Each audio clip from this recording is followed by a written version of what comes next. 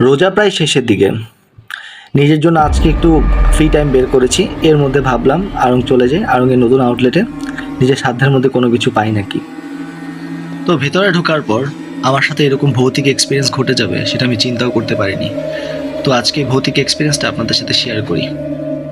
উপরে উঠেই সবার আগে এই পাঞ্জাবিটার দিকে আমার চোখ গেল। এরপরেই ঘটলো এই ভৌতিক ঘটনা।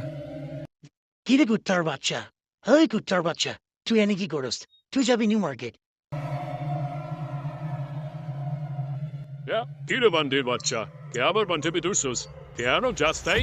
কিরে, এই বান্দির পুত। ও, প্রাইস ট্যাগ দেখে তোর এখনো লজ্জা লাগে নাই? নিউ মার্কেটের কথা তোরে বেশি ইজ্জত দিয়া দিছি।